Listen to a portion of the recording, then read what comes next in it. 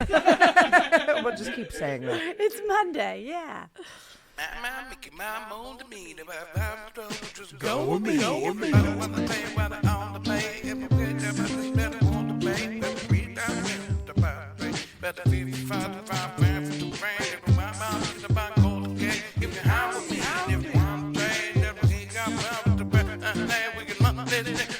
Come on, Cannalachia.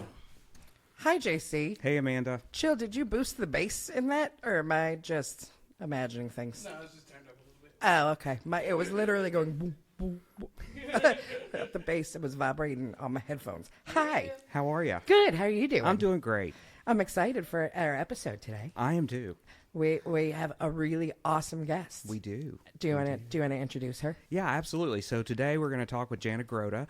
She is one of the co-founders and co-owners of One Love Hemp Dispensary, which is located in Louisville. There's 2 locations in Louisville and one in Jefferson. We have one over the bridge in Clarksville. Okay. And we have a location in Bowling Green. That's right. So you got 4 now, right? Okay. So thank you for. I just realized something. What? You came up, I'm pretty sure it was One Love. You came up in conversation in Los Angeles with, was it Cody Jenkins? Cody Jinks or Ward Davis. Either Ward Davis or Cody Jenkins, who I don't know if you know who either of them are, but they're really, really brilliant musicians, upcoming country stars, really fabulous folk. But one of them was talking about how he went to a dispensary in Louisville while he was on tour, and I was like, no, you didn't. And because I was like, well, you might have, but it's like, right. And he was like, no, man, it was THC, and I got blah blah blah, and I was like, I don't think you did, but He probably did. But he was talking like he bought like an ounce or something. Like I was like, but I think he was getting. That would be over in Clarksville. Gotcha. I was like, I think that he was getting things Right. When you tour, I don't know if JC told you about my history, but my dad was a musician and Rumor is he was a musician. Rumor is. And actor. And many, many things. You're on tour. I literally had days where I would wake up in a hotel room that looked exactly like the past 12 hotel rooms and have no idea where I was, and I would call the phone operator and have to ask, where am I? And they were very confused because I'd be like an 11, 12-year-old girl on the other end of the line. It was very concerning for some of that. Like security would come to my room and then they'd figure it. Yeah. Because I'd fall asleep on the tour bus and someone would just carry me up to a hotel room and put me, or like walk me, whatever. So anyway, I was like, I think you're getting, but like, yes, we have dispensaries, but no, you probably didn't buy an ounce of flour, but. Yes, he probably did across the bridge in Clarksville. In Clarksville makes sense. Yep. Yep. And that's certainly something as we get into our conversation today, we can discuss that. Yes, absolutely. But what a small world it really is then. Right? Yeah. How great is that? That's really cool. That's I just awesome. stunned him because he was like, one love. And I was like, I don't. We do I end haven't up been with a there. lot of musicians, especially at our Highlands location, because we're close to a lot of the venues there. And I've actually had musicians come in. My uncle's a musician in Texas. He's toured in other states, but mostly in the Austin area. And I've had musicians come in and they end up knowing each other. And it's like really cool, but a lot of them stop by. That's what he said. It was like after sound check, I took a walk and walked. So I think he went to the Louisville location, but probably got confused about which location he bought. You know what I mean? Yes. You know how that goes. We'll own it, though. Yes. Yes, he came to One Love. Yes. Well, one of the reasons that I wanted to have Jana on was, obviously you all were one of the first to really go and move forward with having, quote unquote, bringing a dispensary of cannabis products in through the hemp products and those sort of things. And at one time we had some of our products in your store, and then for you to also be able to share your story and how you got there. But I also know that you've spent some time studying things like terpenes, and I would like to have a little discussion about that today, because I think that's really important for listeners who are still kind of like not really understanding this plant, or still have questions, or they're concerned about, is this plant such a bad thing to use, but to maybe understand the components of this plant a little bit better, so that they can understand that there are other plants that they're using every day that also have some of these components to them, and if you can use those herbs, then you should, you could use these herbs as well, Right. So, and I know that's been a part of your journey and your studies, and that's why I was like, Jana Groda needs to be on this show. Well, So I appreciate it. Yeah, Terpenes absolutely. are my obsession. Yes. Weird obsession. So And we can get into that here shortly. Yes. But I'm really grateful that you're here with us today, and I'm hopeful that we'll learn something as well. Yeah. Right on. Yeah. I'm sure we will. All right. So are you guys, I have really exciting news out of Virginia. So are you ready for this week's Canna News? Yes. All right. Is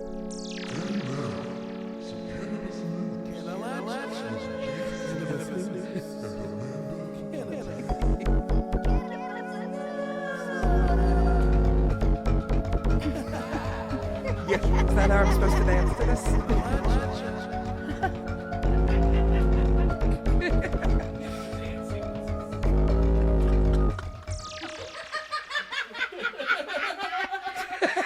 So, the big breaking news is out of Virginia today. I don't know if you've heard, but today, both the House and Senate in Virginia each passed their own bills legalizing the recreational sale of cannabis.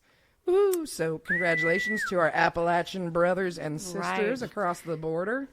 That's right. I had started to kind of read a little bit about that this afternoon, and I know that there's a little bit of conflicting information with the two bills, and they're trying to come to some grounds on it. But I know that I think it was Senator Rouse said that it wasn't necessarily a bill to legalize it. It was just one to set regulation and taxation to something that already is. Yeah. Because So 3 years ago in 2021, they actually decriminalized marijuana, but then it took them 3 years to come to the conclusion that, hey, the black market has totally exploded, but we're not making any money off of that. right. I mean, that's really what it comes down to, is them realizing all of the revenue that the state could be making off of taxation of sales, they weren't making. So now they're going to get that. But guess what? Virginia also gets now dispensaries and places to go where, I love a dispensary because I love to be able to go in and be guided through Absolutely. here's a bunch of different strains, and that's strains and here they're these are the percentages, and these are sometimes, especially in California, more so than any other state, any of the other dispensaries in other states, but California will be like, this strain is best for these ailments, and blah blah blah, and they really we call it first time patient. Yes. Yes. And so, Well, it's also gives patients and consumers the ability to get a safe product, because when Yeah. you're buying from the black market, especially these days with all the fentanyl and weird stuff that people are lacing things with, that's a real concern. it is a concern. So that gives them access to safe product. yeah, I mean, the fentanyl thing obviously is a concern, but for me, more obvious is I don't know what pesticides Oh, absolutely. you've been using, and because Or mold. Mold is mold, when ugh. you're talking about flower, especially, mold is a big issue in the cannabis industry. Yeah. So. And California is, I don't vape anymore. I don't, but I did vape for a while, and California really were the first ones to get on what was actually inside your vape cartridges. Right. And the dispensaries actually started. It wasn't like state regulators came in and went, you guys are using bad oils for this that's causing problems. The actual dispensaries themselves were like, hey guys, this product is not good for our lungs. Let's change things up. And so now it's mostly live resin that you can get in those vape cartridges and stuff Right. like that.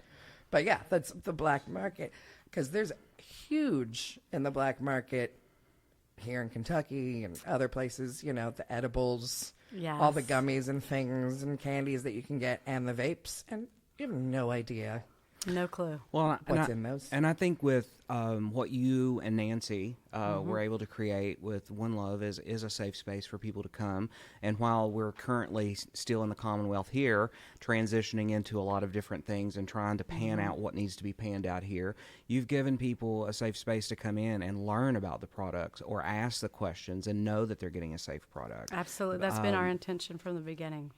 Well, and I mean, to me, that's extremely important. I mean, it's, like you say, when we start to talk about the black market, there's going to be a black market for things always. But if you are someone who is trying to remedy an ailment or those sort of things, I mean, it's best to do those things. And I think this is a really good, and we've talked about this on other episodes, a really good time for us to also take a look at other industries. It's like all of the cannabis, we've all been treated like under this extreme scope, in which most of us agree with that, but how we've been treated while the rest of the industries like alcohol, tobacco, and let's say our food, absolutely. I mean, it's almost like you have to question, you have to begin to go, okay, well, if that's the case with cannabis, then what's going on with my corn? What's going on? I mean, with everything else. What's going on with my fruit? What fruit roll-ups? Right. But even my eggs, Exactly. Oh yeah. meat, anything, because although I watched a documentary yesterday that made me go to chill and go, okay, you ready to be vegan now? And for me, it wasn't even about like process it. It was really go watch it. I'm not going to because I could dive into it for an hour and a half. Right. But it's You Are What You Eat, the twin experiment. Oh yes, fascinating. Super. Saw it. Beautiful. Yeah, where they put multiple sets of twins. One is on a healthy omnivorous diet. The other is on a healthy vegan diet. And the scientists that were running the experiment didn't even expect some of the results that they found. It's a cool documentary. Yeah, it's very, very cool. So First of its kind to be able to run a study like that. I think it's really interesting. And although the documentary itself only follows 4 sets of twins, in total the study was actually 21 sets, right? So 42 individuals altogether, and so fascinating. It is cool. Yeah. So where was I going with that? Oh yeah, just like when you watch things like that and you're learning about like certain that even chicken farmers are like, I don't want to do this anymore. Right. So I have a question for you. Since you've been open, have you experienced a lot of first-time cannabis users or people who have been curious, or let's say, I hear a lot of stories in places that I've been in communities where we set up with our products where someone says to me, I've got arthritis and my grandchild told me I should try this. So, I'm just interested in learning like some of the people that's walked through your doors. And it's not about age, but I mean, we have multiple generations now talking about cannabis. Oh, yeah. I would say when I look at the demographic of our customers, it's all over the place. And I do have a lot of people coming in saying, well, my grandkids had this, and so here I am. And arthritis, back. Most people come in for pain management and or anxiety, which usually go hand in hand. You're in pain, you're usually very anxious. Or you're just anxious because it's 2024 and we've all been through it. Right. Right. But a lot of first-time users, and that's always an honor to introduce somebody. And I'm a very gentle, if somebody comes in and they have not consumed at all, I like to start very low, slow.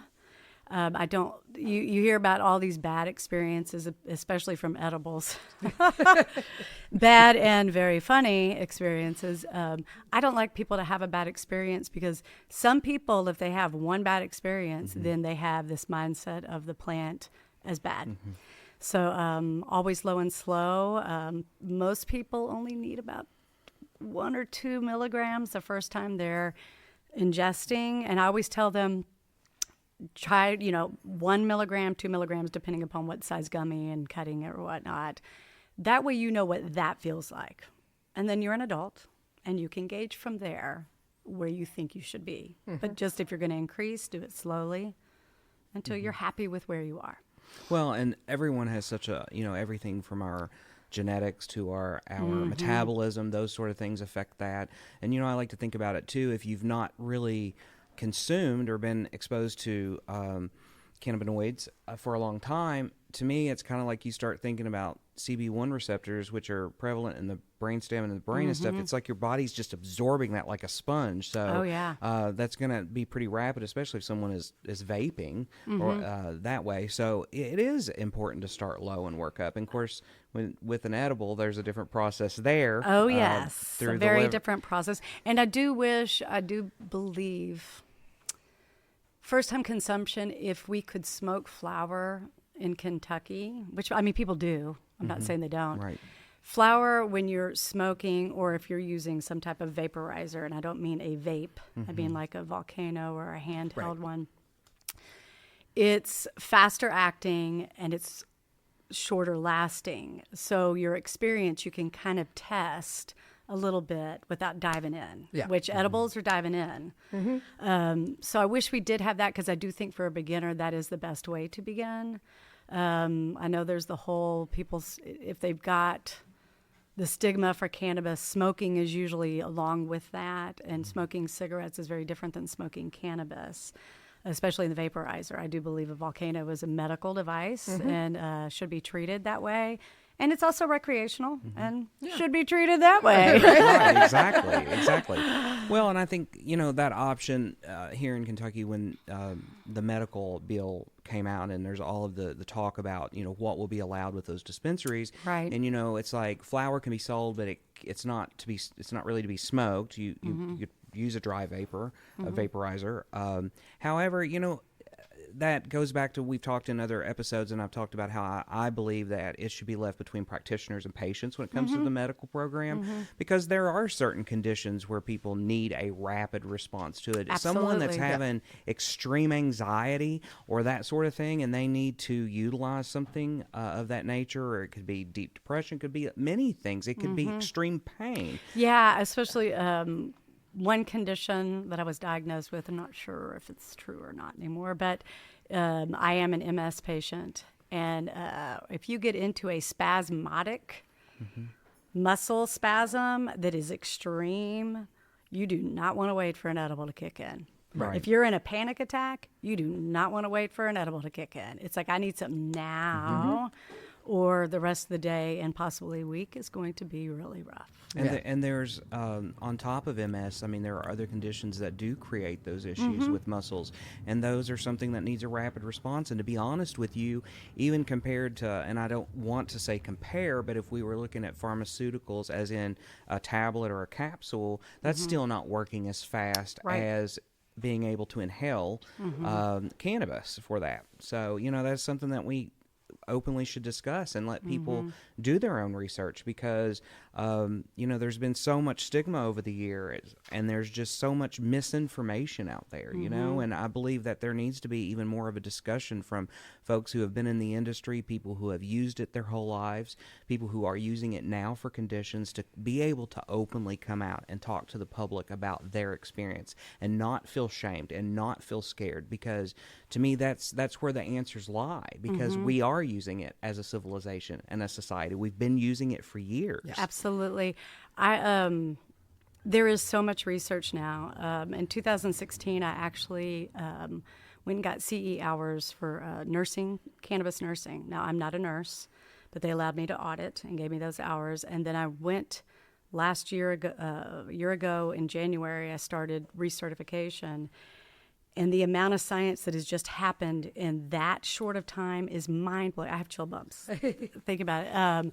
There's a site called Cannalachia that has collated all cannabis research, where you can go in and you can click a condition, and all the studies on that will come up. And so you can sit and read about it. So when people in leadership roles and whatnot say there's not research, that is in fact a myth. There is plenty of research. Well, and I know Amanda spent a lot of her time, growing up in California, and a lot of doctors out west who have even published some books of the evidence from their patients where they've been using cannabis for decades, and like how, what dose per body weight and all of that. And if you look, those books and that data is out there for folks. So, it's one of those things that I think the more we have these conversations together and share these things and resources with people, people can do their own due diligence in looking at that. Right. And, I believe when we mentioned this in the last episode, I think when we talk about cannabis, it's also a question of our freedoms in a way, and our liberties, because this plant plays a big role in our history and the history of mankind. And it's kind of like here we are at this stage of living in a time that things seem to be a little awkward everywhere. And here is a plant that offers us so much, and it's the stigmas just need to come down, and the bureaucracy. It's really, to me, in my opinion, the bureaucracy around this plant is shameful.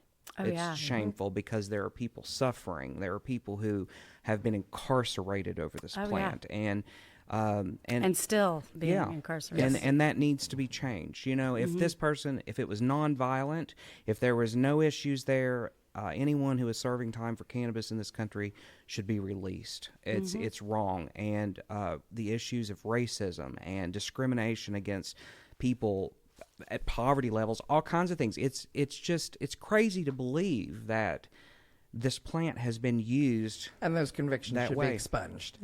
Amen. Yeah. Amen to that. I do think, too, it is getting better and better. Yeah.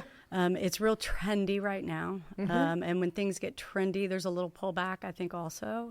Once we get through the trend, I think it just should just be a part of everyday life. Yeah. Alcohol went through it. It's highly, they went through its prohibition, and there's some areas that still prohibit it, or at least the sales of. But it went, it's everyday life, more than it should be, in my opinion. But people should be able to buy alcohol if they want to buy alcohol and consume it as they choose to consume it. Yes. And there should be regulation there, absolutely. But not over regulation. I agree. And I've talked about county by county, city limit by city limit. There's still places in California that don't have dispensaries, I believe. Same with Colorado. Yeah. I'm from Washington State. I mean, it's the same like that everywhere. Yeah. But it's just there's certain communities that just feel they don't want it there, or at least the sales of it there. Right. And that's fine. That's fine. That's totally cool. Yeah, you can't open a dispensary next to a high school. Go figure. And I'm fine with that too. Right? Well, a lot of times too, there's so much controversy. Not to, I don't know, upset anyone by this, but when I look out and watch people run political campaigns, or when the topic of cannabis comes up, there's this fine line between organized religious beliefs, politics, and then this plant.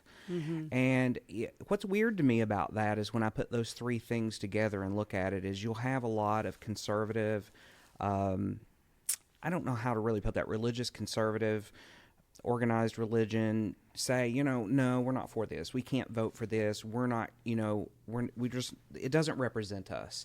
However, on the flip coin of that, alcohol's not an issue. Or we can break bread and drink wine on Sundays or on the Sabbath or whatever, but that's okay. Well, so's Valium and all these other drugs, because that's a prescription for your doctor, so it makes it okay in their minds. But to me, it's like...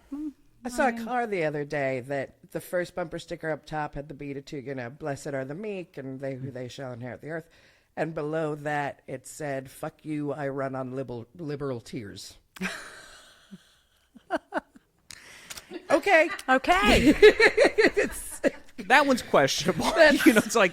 Those were, I don't know if they, were bipolar. Right. I'm not sure what was happening there. They were having a moment. They were having two moments. Two moments, yes. Well, I only bring that up. At some point in time, I've discussed maybe having a priest and a rabbi to sit down and discuss that topic, because, all the way down to the holy anointing oil, and it's, I just think that's something that we should talk about, just because there has been so much push from that area against the plant, when really it's most likely played a big role in that. Oh, And absolutely. in one of our past episodes with Leif Erikson, who is a writer and a professor, we talked about, we got into a little bit of that and how it could have played a role in ancient Greece and all of these other things, and even created a higher education per se, Right.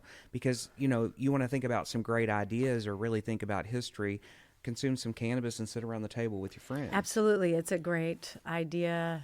I really and have thinking. yeah. I've always had it in my head that when the Senate would gather and that they were like, or the philosophers would Yeah. gather, they're just getting high and like, espousing philosophy And figuring it out. and figuring you it out. know? And it has to be.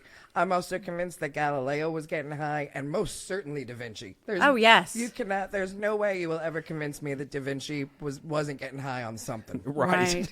Well, I do also think that it is a sacred medicine. Yes. As well, it is a recreational.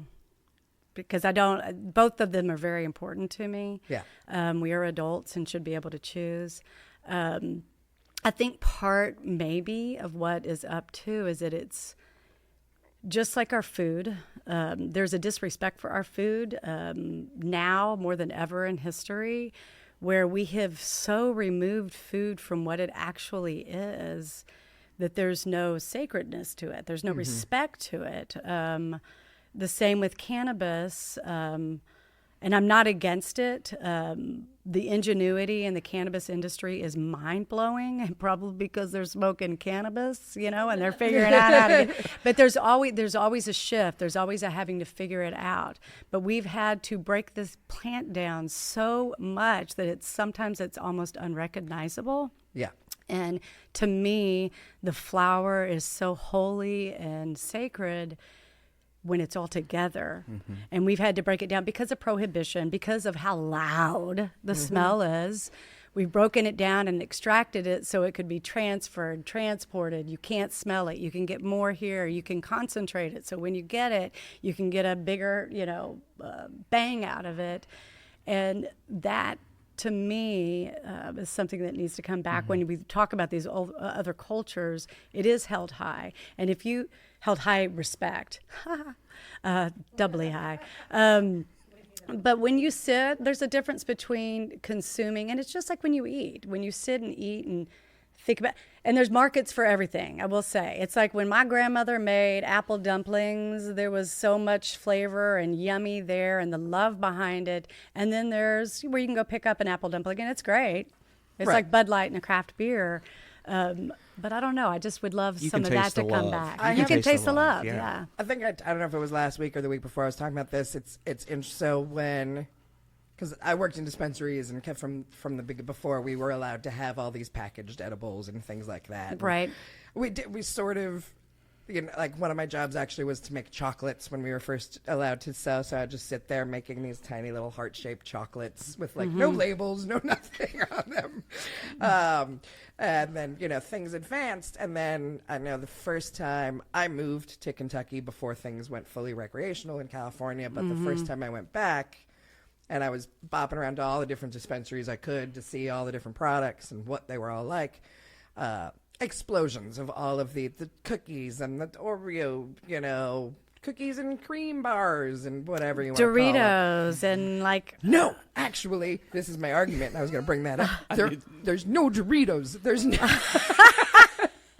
I have yet to find a salty THC snack. go to Washington State. Really? We actually have savories in that state, and I love it. I couldn't find them in Vegas. I couldn't find them in Colorado. Can't find them in It Los is a weird Angeles. thing. It's very and they don't have upsetting to me. tons, but I do. They've got actually my favorite edible in Washington State is it's a little. You can only buy it in 15 mils. It's 4 milligrams per dropper full, but it's a sriracha oil, Ooh. and it is delicious. Really? Yeah. And then chips. I've gotten chips there also, like a See? potato chip. Yeah. So Never- there and salt. They infuse salt and sell it. So there are a few things there that I've not seen anywhere Ruh-roh. else. We're going to Washington, baby. Delayed honeymoon. There you go. There you go. But what I was going on was the trend that I've noticed. Like now that I go back and I have two particular dispensaries that I like to go to, and maybe it's because of where they're located and their client. I don't know for sure. I've never actually asked, but I see a sort of decline in that, like, very trendy, hyper colored, the snacks and the candies and things are getting more subdued, because I think people are really realizing, like, okay, the excitement, whatever the word I'm looking for, is kind of dying down, and now people just want quality products. Yes, I think so. Well, also as the regulations tighten, because there's a lot of people, even here in Kentucky, when CBD became a thing, it's like there's no regulation. People are just kind of doing whatever they want in their kitchen or whatnot. And as the regulation starts to narrow down, I just feel like people are like, I want some quality. I want, medicine, regardless. Food is medicine. Yeah. I believe cannabis is food. In my book, I treat it like anything else in my kitchen with respect. What I should say is it's more of like how it's marketed in the pack. So like where it used to be like gummy bears, gummy worm, and look very much like the candy you would get at, the truck stop when you were a kid. Now, like just the packaging in and of itself is, much more like geared towards a more refined audience.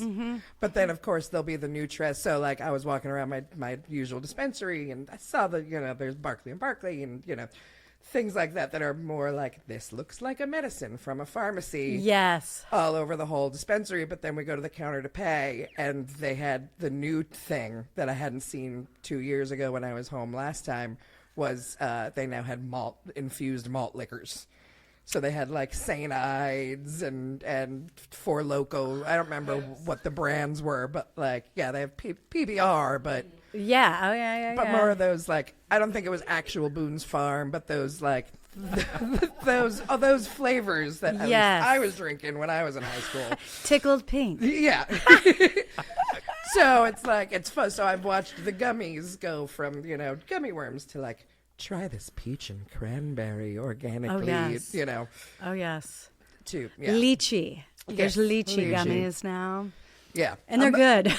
I'm not gonna lie, I'm a big fan of Wilds. Are my favorite brand when I go out of state, and I'll buy, because they have different ones for they have a night one and a, this one and a that one. They I'll do. buy, Their like, 6 of them. Their pear one is my favorite. So good. Yeah. And we carry actually their CBD version in our dispensary because they did come out with a CBD branch. And when I would go out, anytime I'm looking for something in the dispensary, I look west because that's just kind of how the trends flow. Yeah. And I found those wild gummies, and specifically for our autistic community, because they react to colors and all kinds of things. Oh, okay. And Wild was just like nice and clean, and I love their packaging. It's clean. I like the classy way that but more importantly, for me, the flavor. it's really good. Well, and I think what's also important about that is when you start to look at a lot of the companies, there are a handful that are really looking at the components and the terpenes of other plants or fruits or whatever that might be to combine to create that product to give you a better experience. And obviously that's something that we'll also get into in this conversation with some of the products that you have there at One Love and the topics that you have a lot of experience in. But, I think about how being able to maybe extend your experience or to navigate your experience, like when we start to talk about cannabinoids and terpenes together and how those relate to one another. And I like in my mind to think of it as like the volume and the channel buttons on the television. And I know for some of our listeners, there used to actually be buttons on a television and you could turn them. See, I didn't even think about it. I was like, yes, I know. Yeah, sometimes we have to explain that. I think was it the second episode we talked about pagers, and I was like, we might want to tell people what that is. So, but that's how I like to think about that when I'm thinking about cannabis. And I love all of the products that are coming out. I maybe I'm a purist, but when you talk about earlier about the love and nature, it's kind of like I feel like even with our food, what we have done is we've went in reverse. Rather than letting nature guide us, we're trying to tell nature what to do. Because we're so smart. Well, ultimately we know who's going to win that if we don't don't pay attention. And I think that's like we have commercialized our food so much, and I get that. Living here in the U.S., we have a multitude of climates and land here, but I don't believe that putting everything under one greenhouse is the right answer. I think that at one time, we had a lot of people growing a small amount of food. And I think if we could really take a look at, our climate here and the different landscapes that we have, and really put that to good use and pay attention to, I understand that you'll have some agricultural arguments about bioengineering food and talking about why we've had to do those things, because we're growing for a lot of people and we have to prevent things like pests and all of these different things and the climate effects, those sort of things when we're talking about our food. But we're not really talking about how does that come down the line when we go to ingest that food. And that's the same with the cannabinoids, or what's going on with these plants, or what did you feed that plant before you consume it? When I'm growing my herb garden and my plants that I'm going to consume, I want to know what I'm feeding those plants and what I'm putting on them. And I live in a community where we have an HOA that wants to spray everything, and like I have to be home the day they show up and like stand out there like the crazy neighbor going, no, don't come over here near my stuff. Don't be clipping it, don't be spraying it, because those are things that I might make a tincture out of, or I might ingest. And I know what I feed my plants, and I know what I spray on them, and I don't want to ingest that. And I think you make a really good statement when you're talking about how is the flower being grown and how is it being treated, and we should be questioning every bit of our food, everything we consume. Oh, absolutely. It makes me think of the book Desire of Botany by Michael Pollan. Did y'all read that? I haven't read it, but basically everything is driven by what is going to make money. Right. And so the russet potato, like that's the big one for me. The russet potato, because McDonald's uses a russet potato, that's what we mostly see in America, when there's like 4,000 different varieties that are healthy for you. Yeah. But money, that'll make money. So Salmon farming. Everybody thought that salmon farming was the answer to sustainability. And now we see what salmon farmers are actually doing for the in the sake of the almighty dollar, and it's horrifying. Yes. And rather than somehow I don't know that there's an easy answer, but if we had a way of, I say all the time, we need more natives to be involved with our leadership, because native, and when I say natives, I'm talking Native Americans. I'm talking, we go all the way down into Mexico, or the ancient folks, that the lineage of the natives that came down through Canada. All of these people that are still living in ways that they respect the land and the sky and the water and the animals, and this is important. And it's not that it's some liberal idea or something that we need to turn into politics. It's the fact that nature's speaking to us. And well, I think it's the fact that we need help. Exactly. Yeah, we are. People don't realize we're in trouble. I mean, we are in big trouble when we have the amount of bad health. I hate to use the term bad health, because I mean, I've suffered, and that's what drives a lot of my motivation and inspiration for what I do. And we need help.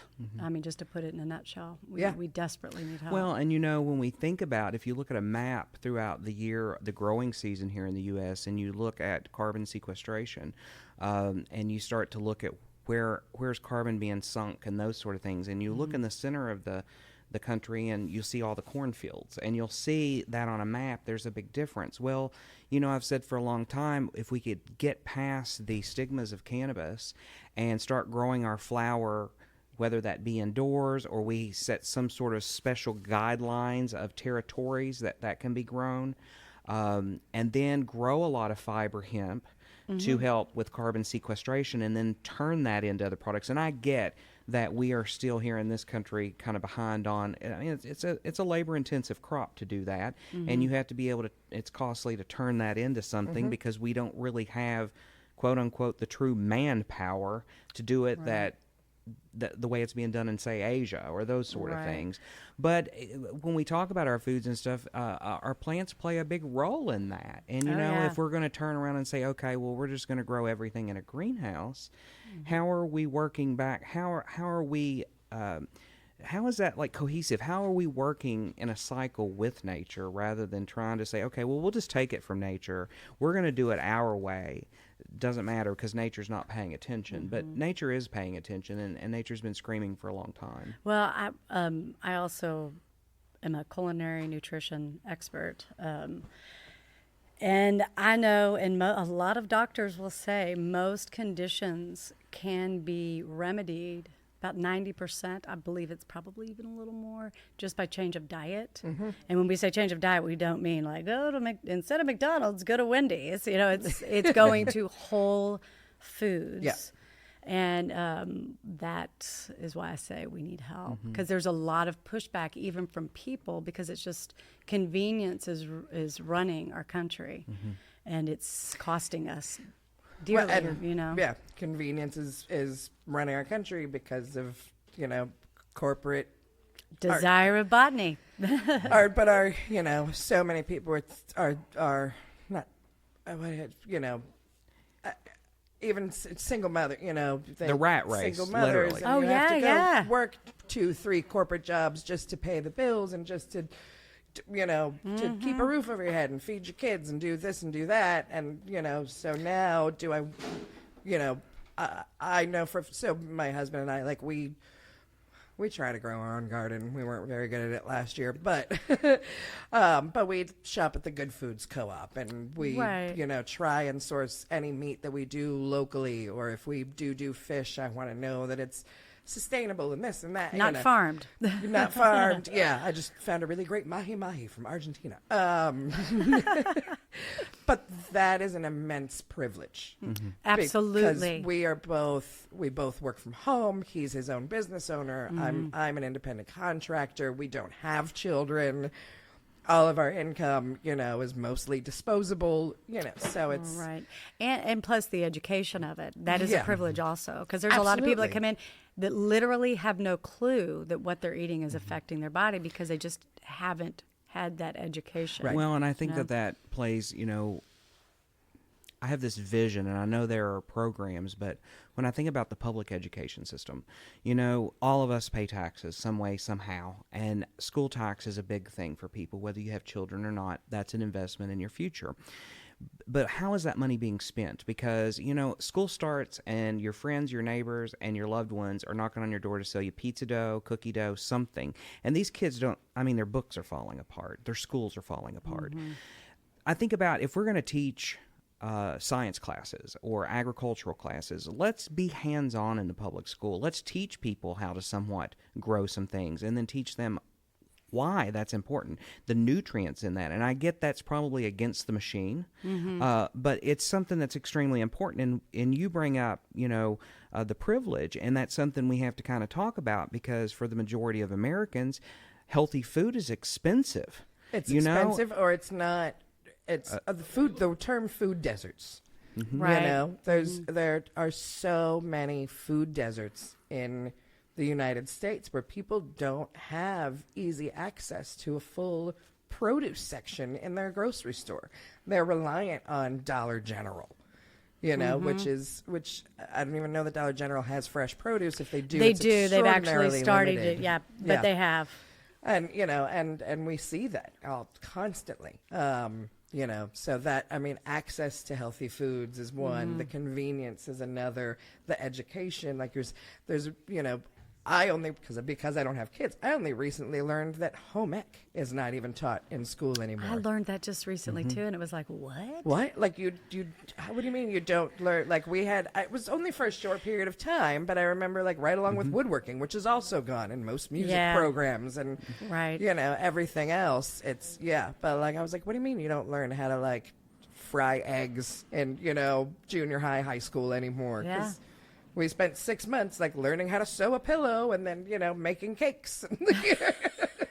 Whatever. it Which was. doesn't seem. I could see people going, "That's not important." It's like, oh, it's so important. It's super important. It is like basic life living. Yeah. You know.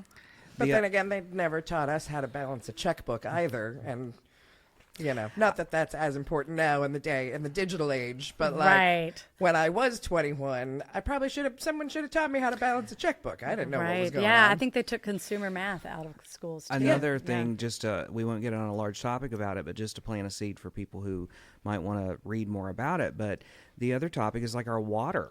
I mean, water is life.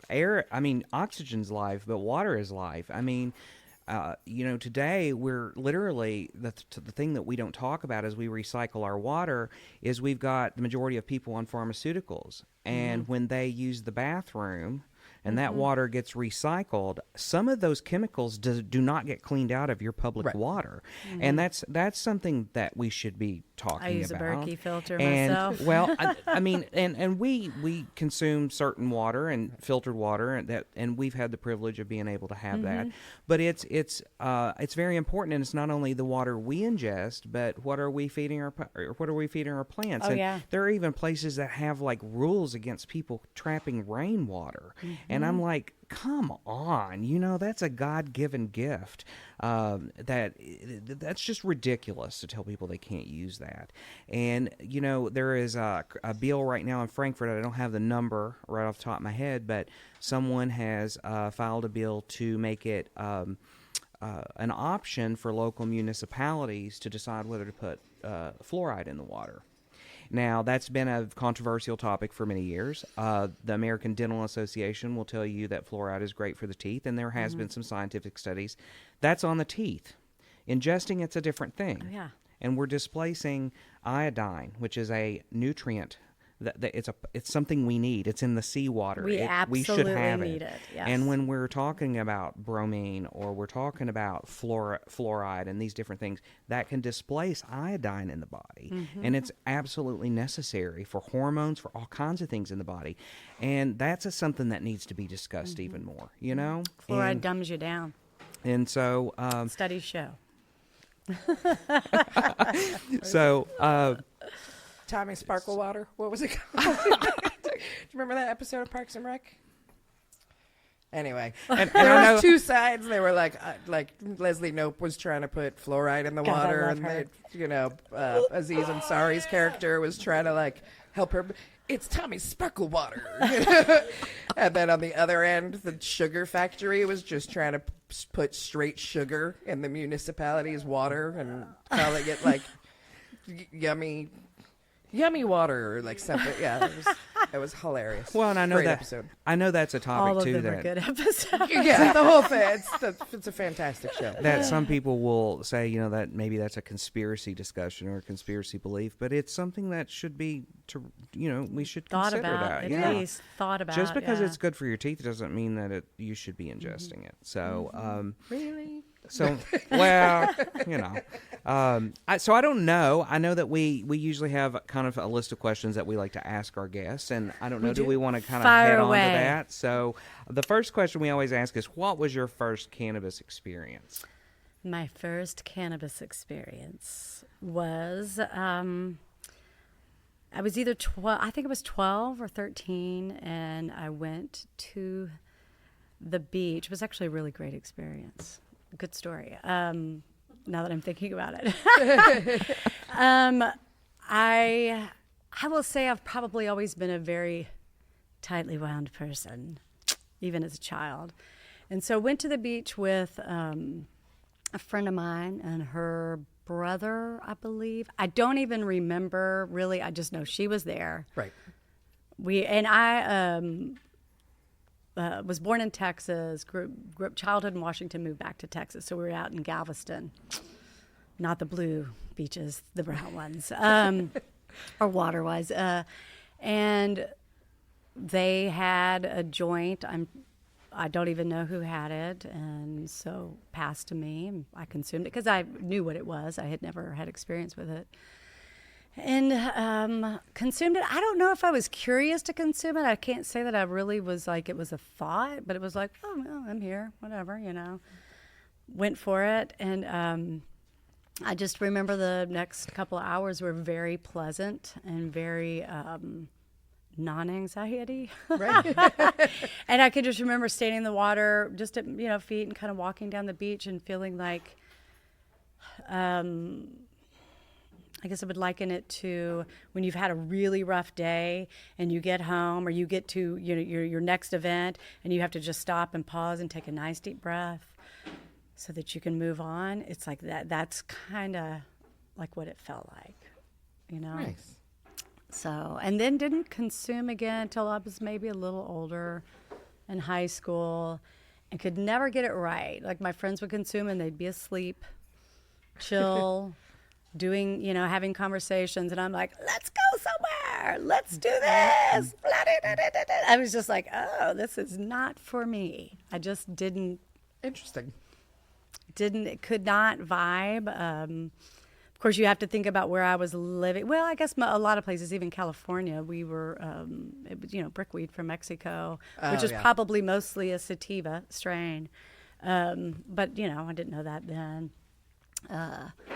And then once I learned a lot about, and here and there would consume, but it wasn't until I was at my dad's in Washington and was sitting on the couch, and I was still consuming, but I was sitting on his couch and I was reading. He had a Bon Appetit magazine, and I pulled it out and was going through it, and I found this article about terpenes, and I was like, "What? You can put this in food? And what is this? Talk to me about terpenes." And so I just started reading and was sold. Mm-hmm. It was like, this is why. This is why it wasn't working for me. This is why it's not as been as as for most people, except for that first time. Right. So if you ever write a book with your experiences, talk terpene to me. It just hit me. Like you said something, and I'm like, she was loving that. I'm watching you open that up. Mind. And then, so of course, start Googling, and this was in 2015. This was not long ago. Oh wow. And I found, of course, Dr. Ethan Russo, who I adore. I've learned mostly all I know from him, and I don't even know him. I did email him once, and he emailed me back. But I found a place in Colorado called the Trichome Institute that Max Montrose began to teach people, bud tenders specifically, about terpenes, what they meant, what they could do, why they were there, and also teaching you how to. Well, I didn't know this at the time. I enrolled in this course, flew to Colorado. My brother was living there at the time, going to nursing school, so I was going every 2 weeks to just indulge in the dispensaries and learn all I could. And one of the reasons was in the course he said that he could. You can learn how to smell flower and know how it's going to affect you. And I thought, well, that's brilliant. Mm-hmm. And also, when you're in a state that's a black market, being able to educate people who are consuming that way to be able to smell flower, to know that's not going to vibe with me, or that's going to be awesome. So for our listeners at home, real quick, do either one of you want to give a very quick 5th grade, what are composing terpenes? idiot Yes. for- So terpenes are, they're small, tiny little hydrocarbons that are found all through nature. In cannabis, there's blends and combinations. It's very complex and complicated within the cannabis plant. Unlike a basil plant, you'll find pinene and linalool. They're almost like, if you know essential oils, they're like the essential oils of cannabis when you're looking at a strain. Essential oils actually contain terpenes within them, but they're smaller than the molecules of lavender. Mm-hmm. Lavender is very high in linalool. Lavender is considered sedative. There's studies that show that they can stop seizures because they're calming to the brain. Linalool is fantastic for anxiety. It's fantastic for sleep, calming. Even smelling it can give you these results, and definitely ingesting it also has an effect. So there's many, many, many different terpenes. In cannabis, you find about 200 to 300, probably more, but we're still studying that plant. There's still new things that we're learning about it. But it's just a piece of the plant that will give the effect. I believe it drives the effect. Of course, they have just discovered flavorants, which they think has a bigger effect. But like I said, I believe the whole plant together works best, and all those constituents are doing things together. So you likened the dials on a TV.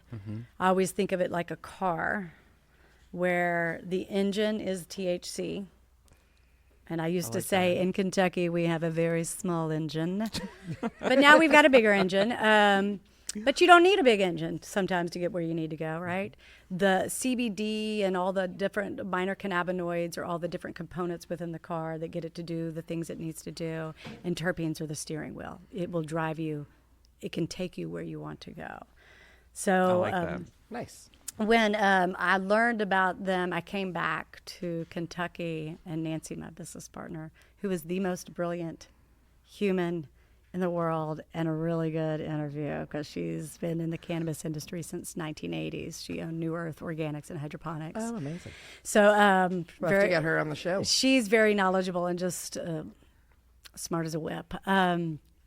So I came back and was like, we've got to get terpenes. Like I have learned, and this will change the world here I of agree with cannabis. So we connected with True Terpenes, who at the time had started there in Washington State, and Dr. Ethan Russo was doing a lot of work with them. And Dr. Russo was a neurologist who believes intensely in plant medicine. He's actually gone down into Central America and done studying amongst natives and things.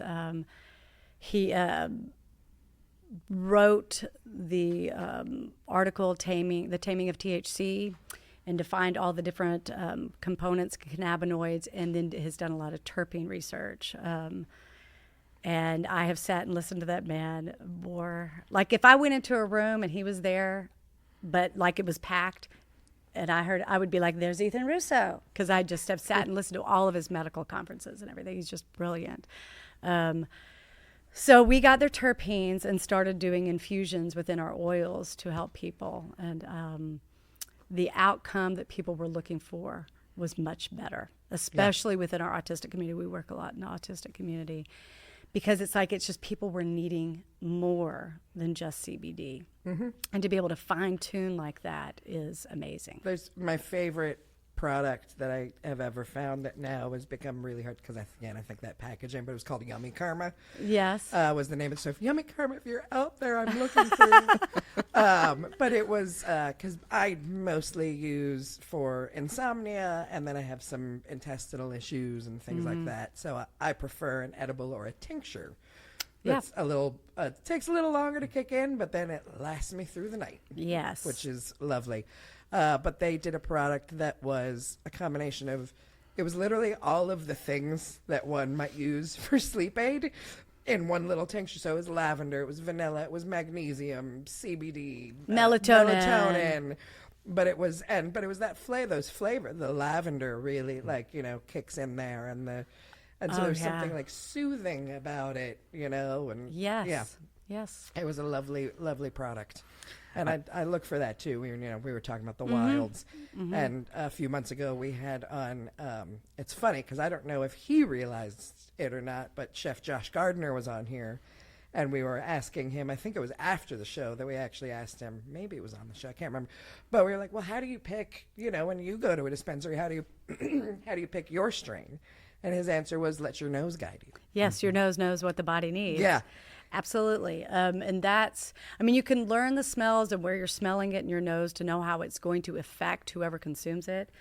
But we're unique. I'm a unique human being, and so are you. And certain things do not do well in my body. And how do I know? When I smell, I can smell it in there. Or and the way I used to do it is I would have my terpene bar, and I would have people come in and I'd have them smell, and you were drawn to what your body needs. And if you're repelled, and linalool may be great for your body. It may be what you need, but maybe you had some experience.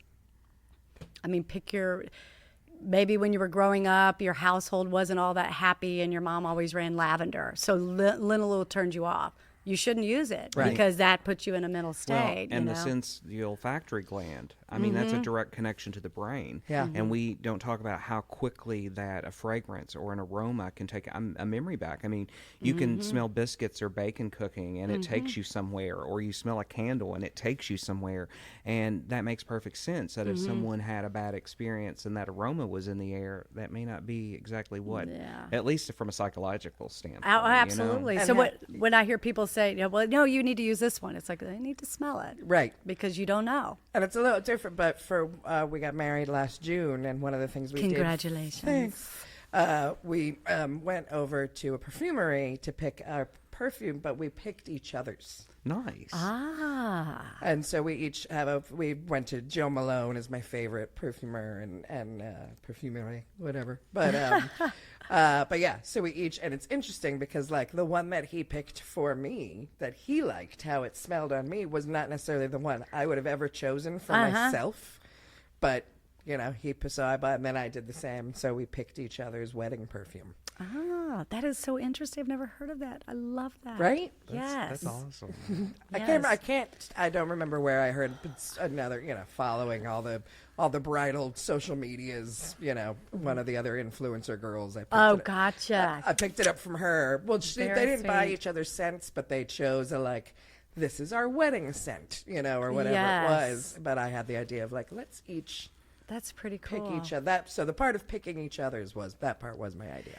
I know very over the cool. past year or so, we have been to a couple places or retailers, a few of them, that have carried products of ours, and I actually took some small bottles of terpenes, and I would dip a Q-tip, just a little bit, on each one, and I would pass it around and let people tell me what they smell. And they would come up with things like lavender or orange or pine or whatever that may be, pepper. And then once we did them all, they came back to me and I rubber band them all together. And then I send that one big rubber band around and I let everyone smell that. And then it's kind of like there's this moment of like, oh. And then I'd have That's some, a cannabis and story. some people would be like, it kind of smells like weed. It kinda That's smells-" very And I'm like, cool. well, does that click in your... Because there's this moment of hands-on learning that goes, oh, I've had an aha moment. And I listen, I love when I have aha Oh, me moments. too. You When you're know? just like, I like sharing them and I like experiencing them. And there were like some eyebrows that went up and some eyes, and they're like, you know, I didn't know that, or that I can understand that now, you know? And that's why, for me, it makes me spin when we're with the bureaucracy of cannabis, because I play in the dirt. I like to grow. I like my herbs. I like my rosemary. I like my basil, all that. And I just think, you know, this is plant. It's a food. Yeah. It really is. And it just needs to be respected. So, but Absolutely. I wanted to bring that up because you're talking about I like the aromas. that. That's a good way to do that. I don't know, cannabis, you know, you smell cannabis before you see it. So to me, the smell is just so important. When you have a cannabis product and it doesn't smell like cannabis, it's like, Right. It's kind of I weird. don't think this is going to work. It's going to work because, you know, full spectrum, a little THC. I mean, it's great stuff. But I love the smell. I love Yeah. the See, I do smell too. of cannabis. I do too, and I love, you know, I'm like you. I love to cook with it. I've hosted dinner parties, just small ones, you know, me and 6 friends. But one thing I didn't do, and what I want to experiment with my next one when I do it, is matching those terpenes with the dish. So, Yes. Yeah, absolutely. That can get expensive because now you're talking Yeah. about like now I've got to make, you know, this oil for this dish and this butter for this dish. Right. Instead of just like, you know, I'm going to buy an ounce and make, you know. Yeah. make That's what one I butter. thought when I read that in Bon Appetit and I came back to I really thought that I was going to, because culinary has always been a thing for me, especially culinary nutrition, which is different from doing culinary. Yeah. And I thought, my dad's a winemaker, and I thought, oh, I'm going to pair cannabis with wine. Because to me, cannabis is like wine. The Yeah. smells there, that get sitting and smelling it and just go, oh, it's like this, it's like that. And it's just fun to do. And that's what the Trichome Institute does, is you get certified as an entrepreneur, which is like a sommelier of cannabis, right? So I thought that's what I thought I was going to do because I thought, how fun would that be? Yeah. And then putting in food. And I do pair with foods a lot because I do think that's fun to do. And it's also adds nutrition to it. Yeah.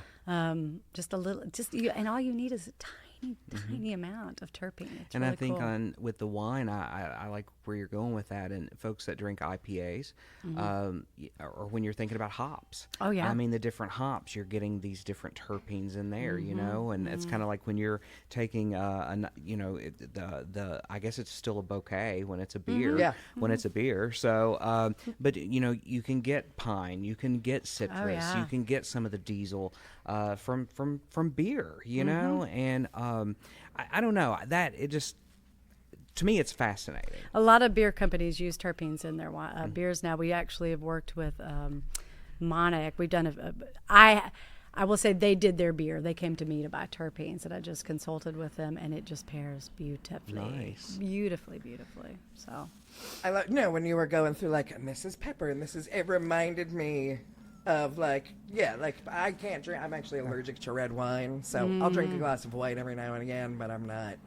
In on it, but it reminded me of the sommeliers, or when you go, and everyone's like, I smell cherry bark and tangerines, Chocolate. and Tobacco and And I'm coffee. sitting there going, figs. I no- smell Yeah, I figs. love I have no Currant. idea what's happening. But hashtag new movie idea, Sideways, but for cannabis. All right. There you go. There you go.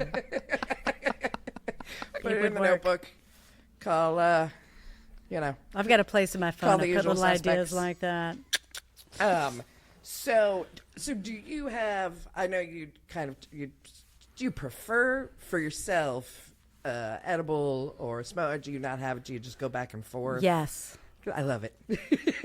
Yes, all the things. Nice. So I think that when you can consume them once in a while, but when you start using them all kind of together, it kind of amplifies, and you can use less of each, I think. You know what I mean? yeah.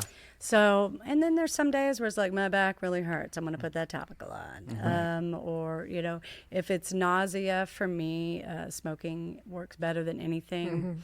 And I do deal with a lot of that with some of the issues I have. So do you have a favorite recipe though? Like outside, like do you cook at home with it? Yes, in different ways. I was thinking about this yesterday. It's been a bit since I have, because I've been so immersed in work. Right. And I had about a year and a half. It's really been 2 years of a medical crisis, we'll call it. So I just haven't really done much in the kitchen. But I do make a mad vegan Blue Dream cheesecake. Ooh. And in my crust, I do put CBD in it, a full spectrum nice. So it's got a nice weedy taste, and it's I like heavenly. That's one of them I love. But I'm like you. I like savories. I'm not a real sweet person, so I do like savories. So I'm going to give you a little, and you can go home and try it in your own accord. Chimichurri. Oh, yeah, I've done that. I've done That's chimichurri. my favorite. With some limonene is really good, too, by the way. I bet so. I did a shrimp and grits, but with the chimichurri instead of the usual sort of red sauce gravy. That you, Yes. and it was, yeah. But if you've got a recipe, send it to me, because I'll make your recipe. I would love it. I love chimichurri. Yeah. It makes me happy. So your That sounds experience great. of reading the Bon Appetit, sort of similar to mine, but very different. So when I was a teenager, my mom figured out I was smoking pot or whatever, and she goes, "Oh, I've got something to show you." And she comes down. It was the Magical Marrakesh Cooking Book Yes. from It was her original copy. It was just like this paper copy that she bought at the wood store in Woodstock. And while she was like trying to crack the pages, where the butter had like dripped while she was cooking, the pages were crystallized I together. love your mother. Yes. That's And beautiful. this was my favorite recipe. That is beautiful. Do you have that cookbook? She still has it. It's in a box, and we're negotiating how to get it because she currently lives in Topanga, California. Gotcha. So trying to figure out how to, because I want all of her cookbooks, Oh, not just the yeah. Magical Marrakesh one, but yeah. Yeah. So I want that one though. That's awesome. sure. That's an heirloom. It's so great. But yeah, her favorite recipe was, or what is, maybe the cookbook is called something. I think her favorite recipe was called the magical cookies of Marrakesh.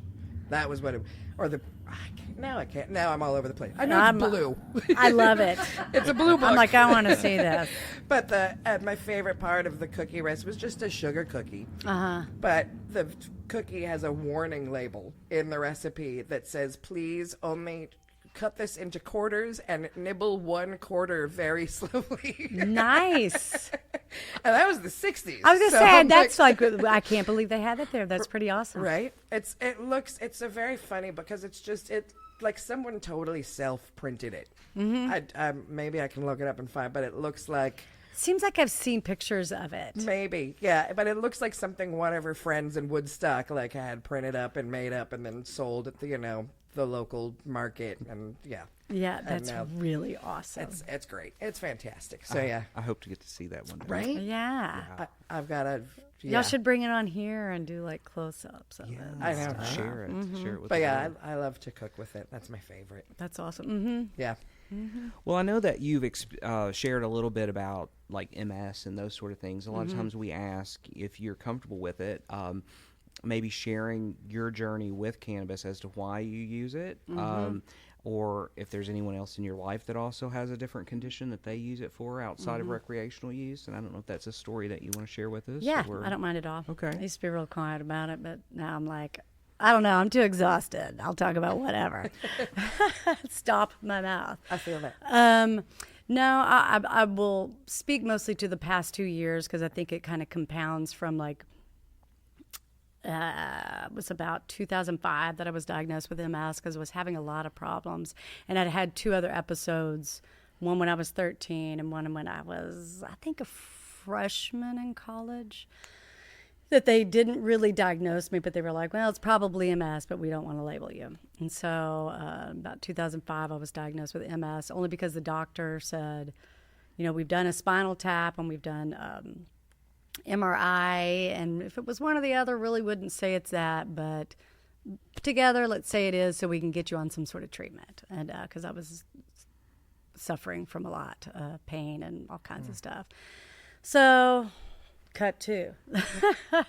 I've done pretty well. I've not really had big issues, but I know the couple of years ago, I guess about 3 years ago, I started having some issues. They diagnosed me with Hashimoto's, started treating me for that, and trying to work through that. All of a sudden, I had an episode last June where I went into thyroid storm.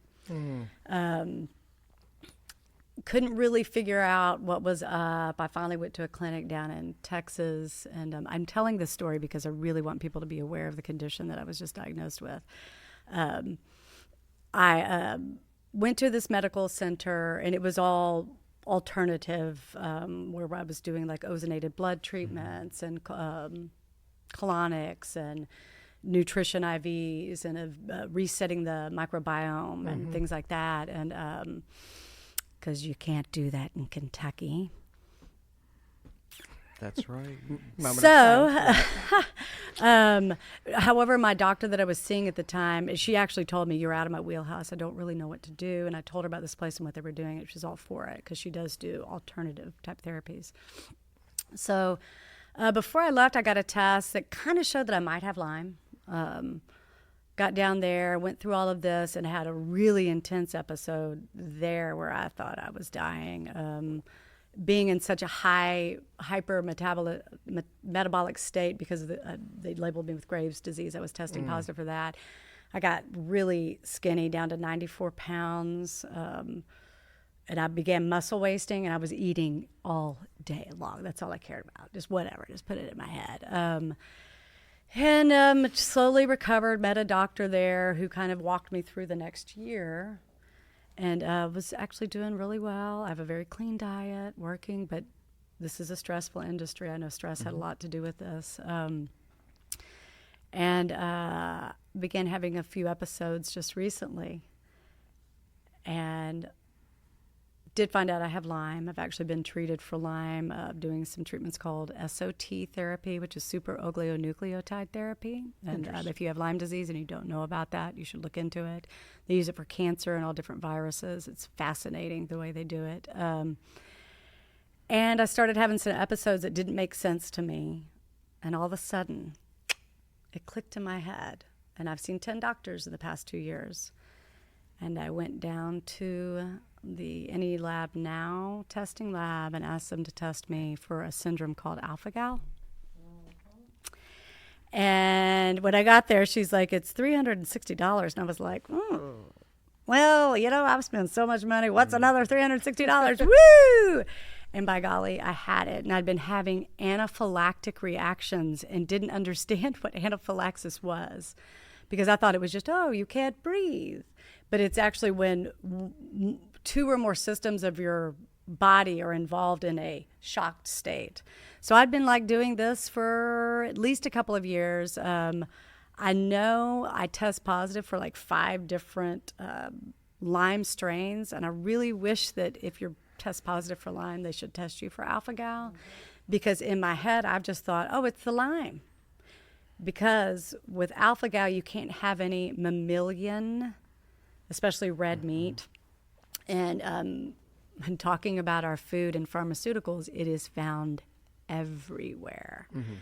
So the moment I found out, called the immunologist. They got me the next day, gave me EpiPens, and I now have a little app that I scan every little item that I read. This is literally 2.5 weeks ago I found this out. There's a girl pulled it out of my diet, feel a lot better. Yeah. It'll be interesting if she's listening to this episode, but someone that I consider a friend from back home, just recently, I think in the past month or so, was actually finally diagnosed with alpha-gal. So I've been following her journey on social media of the meals she's cooking herself and those sort of things, and it's really something she's had to completely overhaul. I mean, she was pretty conscious of what she was eating, but she's had to really become really conscious of and mindful of everything that's going into her body. You'd be shocked. I've also found out, I was vegan. I stopped eating meat when I was 18 or 19 because I didn't feel good when I ate it. Right. And I know a lot of people in my life thought I was just she's always the one doing the thing that nobody else does. And I am. But I really feel justified when I started eating meat again, because I've done it a couple of times in my life. Just wasn't feeling good again. And then recently upped my protein because I was trying to get back, because it's taken me a year to gain my weight back and start doing some work, because I never want to be in that state again. It was horrifying. What it does to you mentally when you're literally starving physically is I was crazy. I thought people were trying to kill me. I mean, it was, I don't wish that on anybody. I have a totally different view on what that looks like for people. But I started upping my protein and doing 60 grams of beef isolated protein every morning. I mean, I was just a wreck. And so once I found out, you start looking, and I don't know how sensitive I am at this point. You have to go off of all mammalian products, and then you can but dairy, it's actually in red seaweed. So carrageenan, which you find in everything, has alpha-gal in it. The Zyrtec I was taking had mammalian product. The aspirin I was taking, the thyroid med they had me on had alpha-gal in it. So it's in most prescription drugs as magnesium stearate, lactase monohydrate. I mean, there's all these different words. And it's so weird that it's in our pharmaceuticals and it's everywhere. Even the vegan products that I had been eating. Because vegan certification is very loose. They're allowed so much. But once I found out, that night I went home and I was like, well, I've got this vegan pizza. Don't really feel like cooking. Ate it. Had an anaphylactic reaction. I was like, what?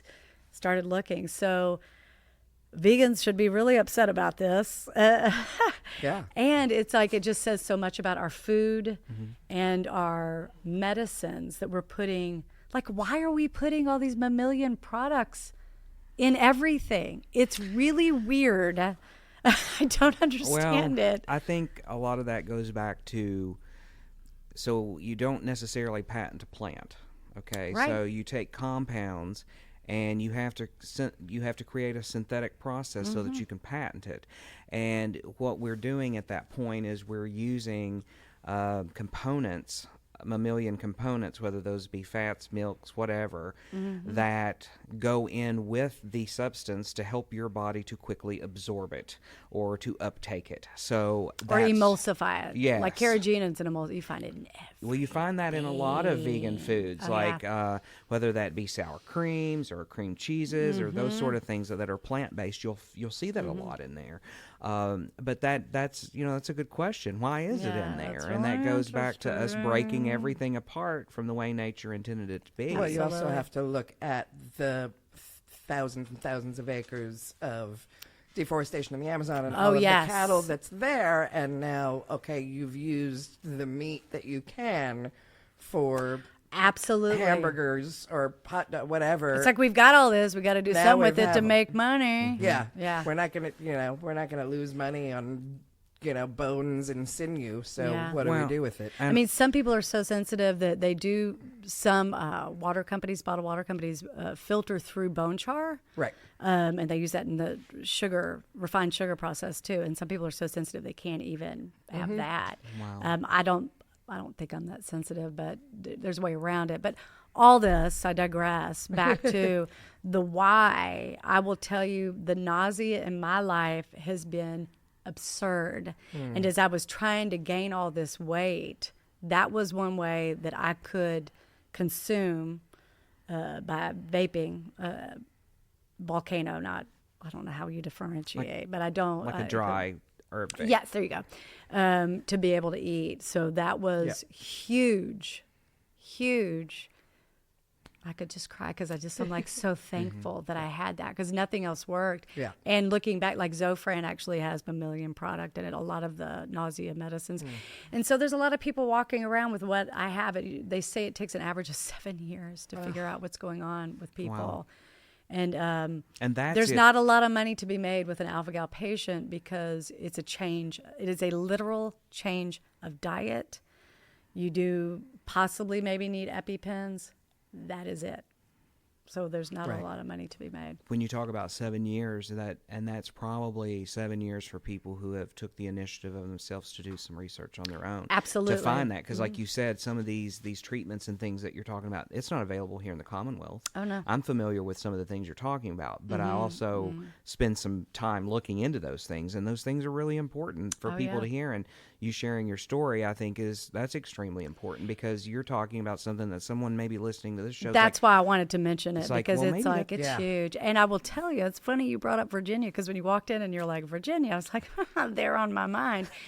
It is ground zero for alpha-gal. It is almost, when you look at the map of who has alpha-gal, Virginia is completely red. So does this go back, and correct me if I'm wrong, because there's does this go back to ticks?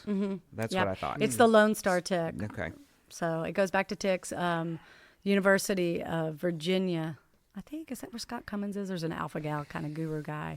But it's very interesting in Virginia. And it's my son's girlfriend has it. His best friend has it. Nancy, my business partner, her husband and son just tested positive. And my son and my daughter-in-law, who has gastroparesis and has been suffering, she's had a feeding tube in for over a year. Nobody has tried to figure out why her gut isn't working right, and she just got her results back yesterday. The supplementation they have her on has alpha-gal in it. And she told me like a couple of weeks ago, before I found out what I had going on with me, like, I'm not tolerating this anymore. I don't know what's up. And I think that goes back to nature. Our bodies know. Yeah. And, that's a whole nother episode for us that we could get into. But, when I think about what you're saying, like, she's been given the runaround. I know people here in Kentucky who have Lyme disease, and they spent years thousands of dollars and had to leave the Commonwealth to even get a Because diagnosis. Lyme doesn't exist in Kentucky. There is enough people the suffering. ticks do not cross the border. They do not go Right. into Kentucky. No.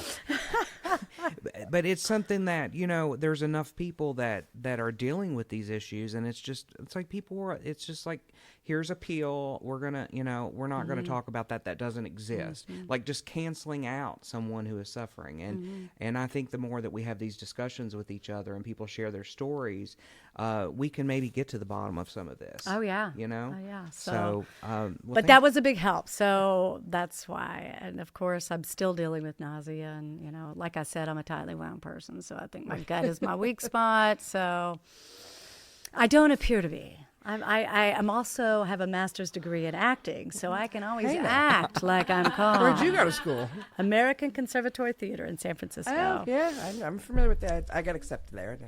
Gosh, I went to Cal Arts for a whole semester before I left and joined a theater company. Hell yes. Awesome. That's so wild. We probably know some of the same people. Oh, I bet. A lot of the teachers where I was went down to LA after I left, and we're nice. doing a lot of theater down there. So that's very cool. That's quite possible. Yes.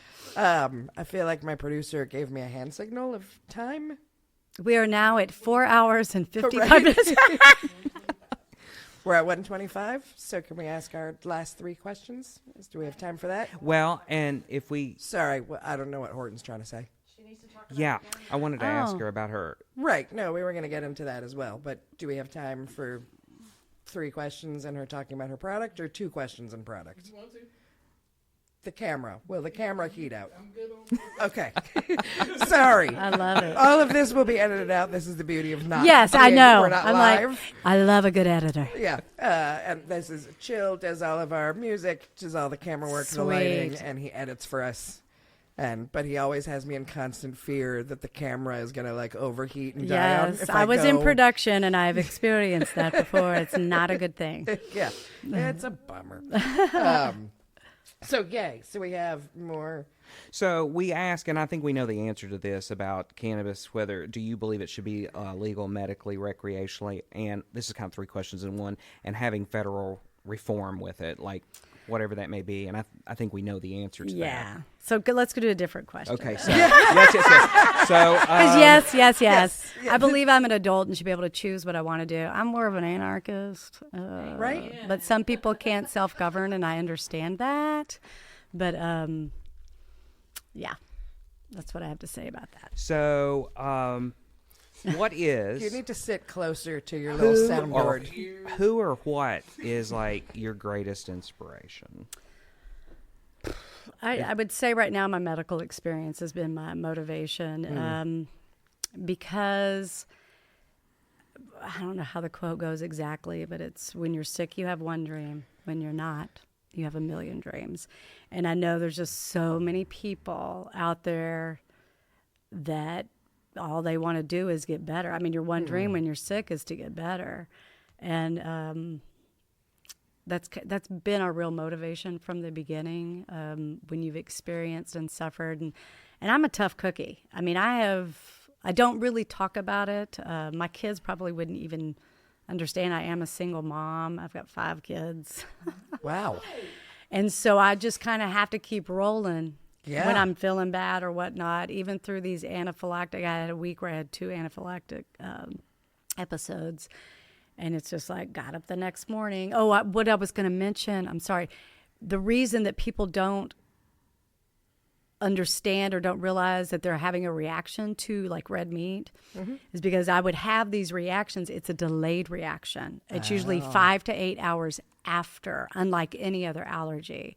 So, I'd have my little 3 a.m. episode and then have to get up and do my thing. So I don't know. I think there's a lot of people out there that if they found, and cannabis isn't the cure-all, but boy, it sure can get you to a place where you can figure it all out. Yeah. If something is relieving symptoms, it doesn't have to be a cure to be a medical device. And I mean, we didn't even discuss the endocannabinoid system, but creating a balance in the body is what the endocannabinoid system is there for. And so if they're feeding their system, it's something that every human needs. Mammals need it too. If you've got a backbone, you need it.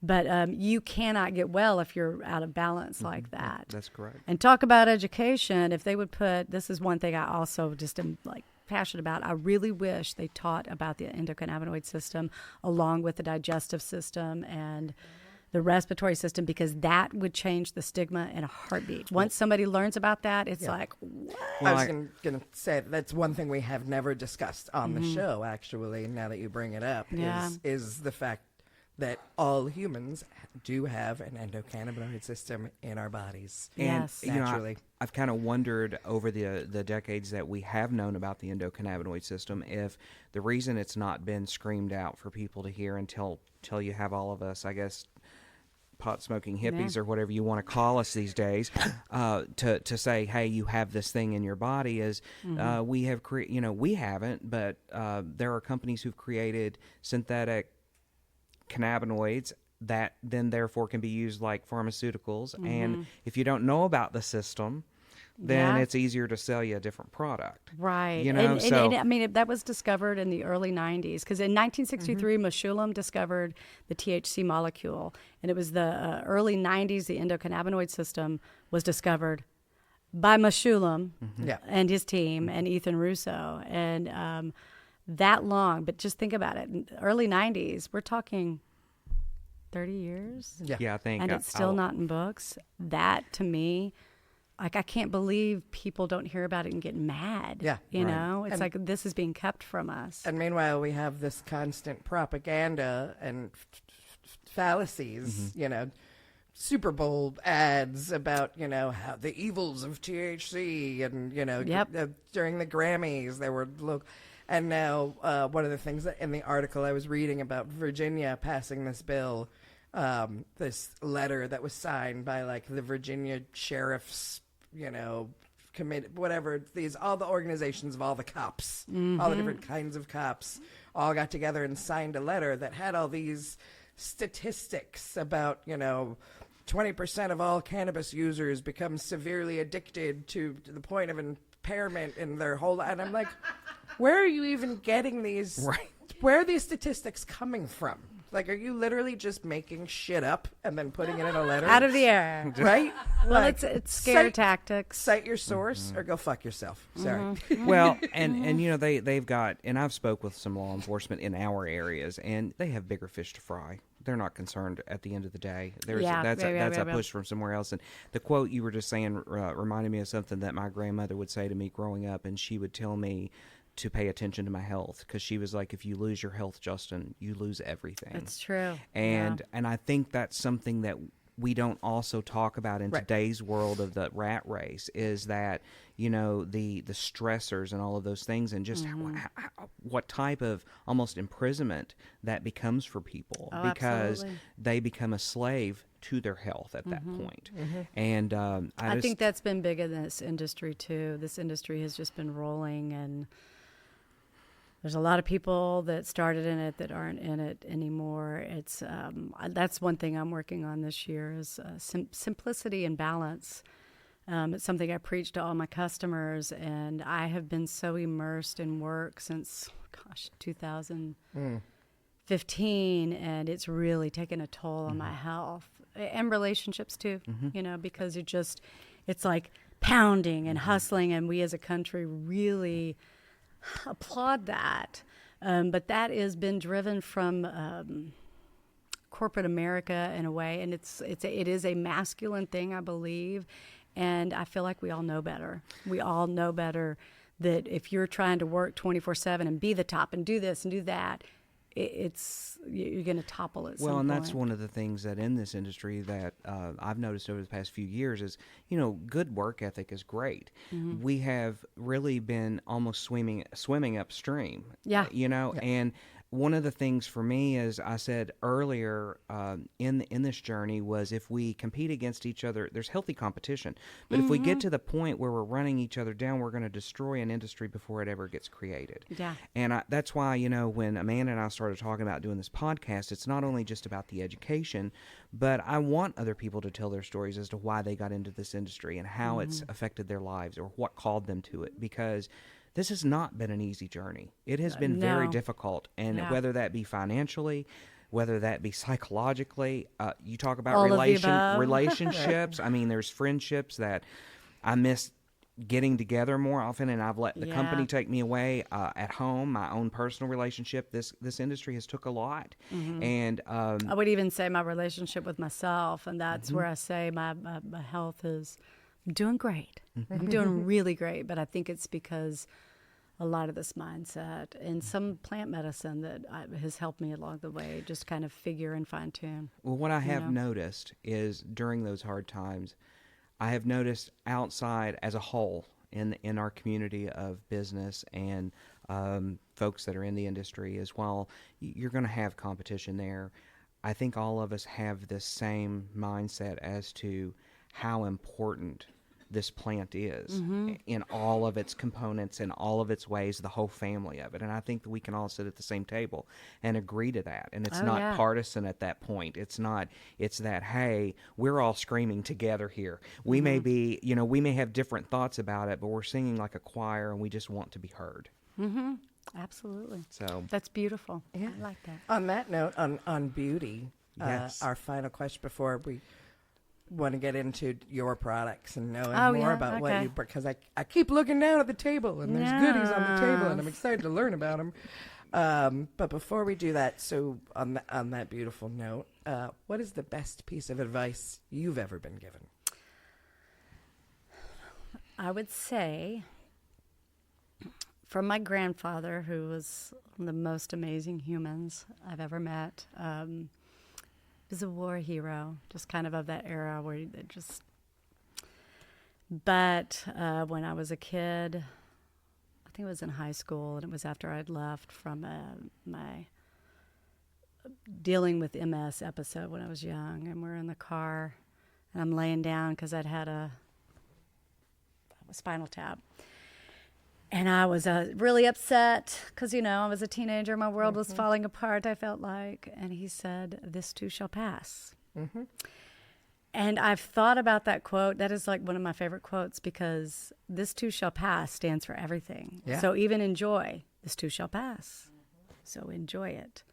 When it's bad, this too shall pass. So you're going to get through it. It applies to everything. So when you feel like you're just... I just think it was a beautiful thing to say, and I'm glad I heard it fully. Yeah. It took me a while to hear it fully because I was just thinking of it as the suffering will pass. Right. But it's like, it's much bigger than that. Shakespeare. Yes, I Yeah. believe so. I Yeah. believe Yeah. he had so many idioms I and know. phrases. But it's interesting that here I am going on 42 years, and I've never, every time that I've thought about that, it's been from that kind of more of the fear, the negative, the something's failing, whatever that may be, or life is hard. And I never, I have an appreciation for the good times in life, but I had never thought about that, taking that and going, this too shall pass. Like to live in that moment. And, there are other sayings and things that make me think about that, but I've never thought about that one on both sides of that. So I had a thanks lot for of sharing thinking that to like do that, in because- my year that I was pretty much... there was a couple of months where all I did was just lay in bed and think, I'm dying. So it made me think a lot about, like, just embracing all freaking moments because life is like this. Right. And the bad, when you look back on it, it's just as important as the good. Even when you're it's hard sometimes when you're going through it, man. I feel like we've all been through it. We all have something. And, that's what connects us as human beings. If we would stop when you're having a moment with a stranger, it's like, wait, they're doing it too. We're all going through it. But yeah, I think it's a great quote. Covers all. Yeah. I love that. Covers So tell all. us about what you brought. Yeah. Okay, what we did was we created a gummy brand called Gummy Girl. And we created products that because we were dealing a lot and creating things on individual basis, and we began to find that we were like, this is really working for this, and this is really working for this. So we created gummies that would kind of cover these different things that we were helping people with. So all of our gummies are terpene infused, strain specific. So I have my Calm gummy that's Granddaddy Purple, and I have my Euphoria gummy that's Blue Dream. And then last year, we created Gummy Girl's sister called Myco Girl, because we were also consuming functional mushrooms. Nancy and I both use a lot of organic natural remedies, and we just thought, why don't we put into gummies so I'm like, I've got all my supplements lined up every morning, and I'm doing my thing. So we combined and we created Myco Girl. And this is like daily boost. It's got CBG. It's got that's the cannabinoid we chose to put in it. It's got ashwagandha. It's got cordyceps, lion's mane, and it's a fantastic gummy. It's so great. It's no THC, but it's a gummy that's really focusing. People love it. See, when I hear that, I think like lowering cortisol levels, lowering inflammation in the body. I mean, that's an overall just kind of natural It's got vitamin D in it too. I created another gummy called Micro Stack that is niacin, lion's mane, and CBG with OG Kush terpenes in it, because I was using OG Kush, or panine is a great terpene for brain injury or anybody dealing with any cognition issues, because it's super duper anti-inflammatory. It crosses the blood-brain barrier. Yes. And I was seeing a lot of results from OG Kush. And obviously there's a lot of other different terpenes in there, but I believe panine is a driving force in that. And Blue Dream also is high in panine. So we created that gummy, and it's a standalone. You can use it in combination with other gummies. It can help influence the effect of THC. You can actually take less THC with one of those gummies, and you'll get a bigger euphoric effect. It's also meant to be a companion to microdosing, because a lot of people are microdosing these days. And it's based on studies, clinical studies they were doing at Johns Hopkins with lion's mane and niacin, that they noticed that it increased the efficacy by like 55%. And you're talking about real clinical research of the neuroregeneration, that with those things added with the psilocybin in microdosing, they were seeing a big improvement in Alzheimer's patients and things like that. So, and it's a yummy gummy. It's guava flavored too. Oh, my favorite. So then we've got a mix. We just did a few different mixes. I've got 2 that have THC in it, which this is the lifted gummy, so it's nice and energetic. Okay. 5 milligrams of THC with lion's mane, and then we added Maui Wowie terp, so it's really nice and energetic and uplifting. Yeah. And really popular. I've got one called Inspired that I call my Zippy Gummy, because we added cordyceps to that. And cordyceps is a wonderful mushroom for pre-workout or energy boosting. It also has lion's mane. It's something that a lot of athletes use because it can increase your red blood cell count. Mm-hmm. So it's like going up to elevation to train without going up to elevation. So people with lung issues and things like that. Studies show. I'm not making claims on any of these things, but putting them into a gummy, it's amazing the results people are getting. And so we're really excited. And it's our 1-year anniversary for Myco Girl. So we've got them on sale at our dispensaries this month. And you can find them on our website, which is onelovehempdispensary.com. And our credit card processing should be back up tomorrow. We've been having to manually do everything, so we sit and hand call every order that's been coming through. But so I just encourage people to try. If you've not tried functional mushrooms, they make a massive difference. Yeah, that's another one that when I'm talking to friends and family about Ancient Aromas, we actually partnered with someone to do some capsules that have those mushrooms in them, which gummies are really fun. So yeah, I'm all about gummies. that too. I mean, gummies are gummy. Listen, I'm not gonna lie. That's one. There's 2 things that I probably are vices for me, and that's gummies and a Coca-Cola. I'm sorry, I It's try my okay. best, but those are the things that they're kind of like my vices. But We but all have our thing. But gummies are great. You know? And I will say our gummies are vegan. They're organic. The cane sugar that we use is organic. Everything in them is organic. They are tested, brutally tested and retested. So they're actually a Well, really and good what I gum. like about that is the story you just shared. You're using those products. Oh, yeah. So, and that's like the products that we make. I use them. I'm not going to sell you something if I'm not going to use it myself. Oh yeah, You know? I try and every that's- product in my dispensary. I have consumed. You it. have to. Yeah. Darn. Well, so let's also talk about your locations, because I know Yes. you've got 4 locations now. We've got one in Clarksville, just across the bridge, right there by the Colgate Clock. I'm a block down from the Colgate Clock. I've got one in the Highlands at 1906 Bardstown Road. One in J-Town, which our new store, we opened it up. 420 was the opening day, and the town of J-Town deemed 420 One Love Hemp Dispensary Day in Nice. J-Town. It's so cute. That's I love awesome. it. We didn't know they were going to do that. And then we have one down in Bowling Green, down in the town square. Okay. And that is an affiliate store is what that one is. So the first 3 that you meant, those are in like the Louisville metro area, you would say, right? Yes, and we are women-owned, human-led, powered by plants and fun is our tagline. I like Yeah. that. That's I awesome. love that. Yes. Well, I'm really happy that you came over to I talk am to so us thankful. and I'm so share glad I that. And came. if you're in Louisville or in Bowling Green, stop by One Love Hemp and check out what they have. You can also, like you say, you can find them on their website as well, and you can check out some of their gummies and other products that they have. I'm going to be wishing So- and hoping for one here in Lexington. Yeah. Now I'll leave y'all some gummies too. Y'all can try some of the gummies. I love that. Thank you so much, Jana, for being Thank here. you. And Y'all are awesome. I appreciate you. what you're doing. I feel like we have so much more to talk about, too. I mean, Oh, there's yes. so much on this, so we're going to have you back. Yeah, Twist my and, arm. and I'll we'll come have back. Nancy back You too. really and- should have Nancy on. She's got some incredible stories, having been in the cannabis industry for as love long as that. she has. So. Yeah.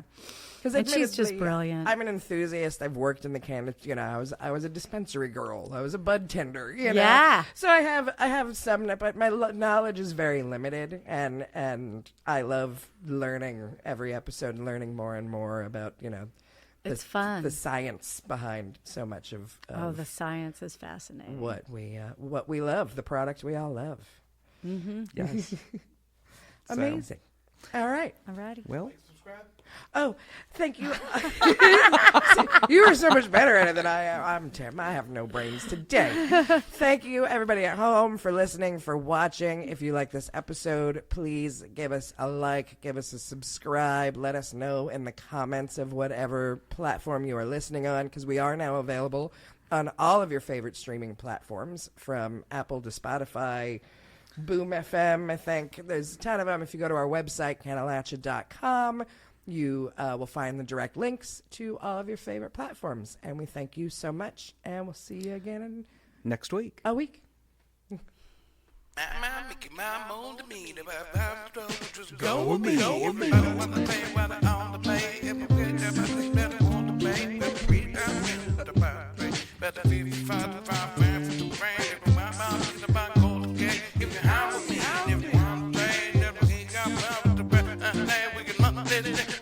Come on, Cannalachia.